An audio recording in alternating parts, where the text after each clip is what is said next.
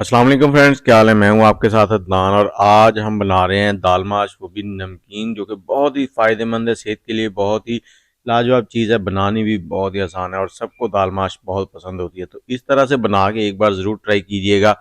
अब सबसे पहले हमने पानी बॉयल होने के लिए रख दिया और दाल माश जो है इसको हमने आधा घंटा पहले भिगो दिया था। इसको पानी में डाल देंगे, जैसे ही पानी गर्म हो जाएगा अब इसको बॉयल करना है और इसमें थोड़ा सा यहाँ पर डाल देंगे नमक। और इसके ऊपर जो झाग आती रहेगी ना थोड़ी थोड़ी, तो वो हमने उतारते रहना है। और इसमें हमने दालचीनी और बड़ी इलायची डालनी है, वो मैं थोड़ा सा भूल गया था, थोड़ा आगे जाके उसको ऐड किया था। ये देखें, ये झाग जो है ये आपने इस तरह से उतारते रहना है कि ये जब दाल के साथ मिक्स होती रहती है तो दाल का जायका जो है ना वो अच्छा नहीं बनता। तो 5 से 7 मिनट लगेंगे दाल को बॉयल होने में, दालचीनी और बड़ी इलायची। इससे क्या है, इसकी खुशबू बहुत ही ज़बरदस्त हो जाएगी। जब दाल आपकी 90% तक टेंडर हो जाए तो आपने इसको उतार लेना है और इसको स्टेन कर लेना है, पानी के अंदर नहीं छोड़ना।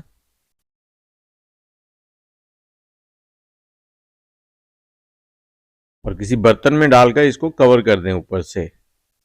अब पैन में हम 100 ग्राम के करीब ऑयल लेंगे। 1 कप दाल थी, इस दाल में थोड़ा सा ऑयल जो है वो ज़्यादा जाता है और इसमें डालेंगे थोड़ा सा सफ़ेद ज़ीरा। इसको थोड़ा सा रोस्ट करेंगे, उसके बाद प्याज डालेंगे। आधा प्याज है हमने इसमें लिया। यहाँ पर हमने प्याज को फ्राई करना है। और इसके साथ ही कमेंट में आप ये बताएं कौन से शहर में बैठ के आप हमारी वीडियो देख रहे हैं और आपको दाल कितनी पसंद है। बहुत ही लाजवाब सी दाल बनने वाली है ये। अक्सर होटलों पे हम लोग जाके खाते हैं और पठानों के जो होटल हैं उन पे ज़्यादा बनती है इस तरह की दाल। और जैसी प्याज इस तरह से हो जाए तो इसमें हमने लहसुन अदरक का पेस्ट डाल देना है, 1 टेबल स्पून के करीब। इसे भी अब हम यहाँ पर फ्राई कर लेंगे।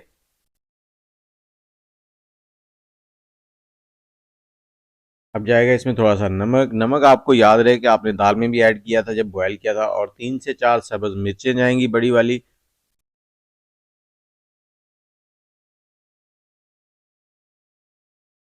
और इसमें हमने सुरख मिर्च जो है वो बिल्कुल नहीं ऐड करनी। और ये आ गई हमारे पास वाइट पेपर, ये ऑप्शनल है, अगर आप ऐड करना चाहें तो डाल लें और अगर ऐड नहीं करना चाहते तो इसको स्किप कर दें। और यहाँ पर हमने थोड़ा सा पानी मिक्स कर दिया है। ये वही पानी वाला पुराना तरीका है जो घरों में इस्तेमाल होता था। आजकल तो वो फैंसी तरीके आ गए हैं कि ये नहीं करना वो नहीं करना, लेकिन पहले घरों में ऐसे ही खाने बनते थे। अब इसमें दाल ऐड कर देंगे। और दाल ऐड करने के बाद हमने इसको 3 से 4 मिनट जो है यहाँ पर भून लेना है, ताकि इसकी बुनाई हो जाए थोड़ी सी और इसका टेस्ट जो है ना वो लाजवाब बन जाए।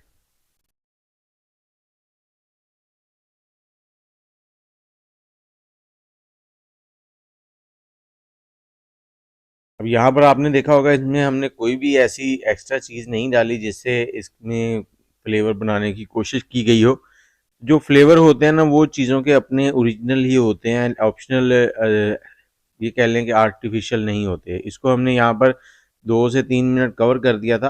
अब इसमें थोड़ी सी काली मिर्च डाल देंगे, थोड़ा सा गरम मसाला डाल देंगे और उसके बाद इसको मिक्स करेंगे। और मिक्स करने के बाद दाल हमारी रेडी है।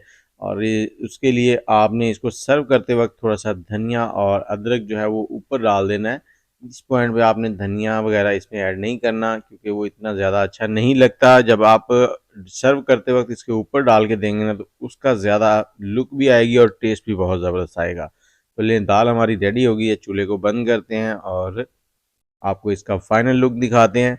अगर वीडियो अच्छी लगी है तो लाइक कर दीजिएगा, शेयर कर दीजिएगा और कमेंट करना तो मत भूलिएगा। और दोस्तों के साथ ज़रूर शेयर कीजिएगा ताकि सब इससे पका सकें और हमें पता चले कि हमारी दाल कैसी बनी है।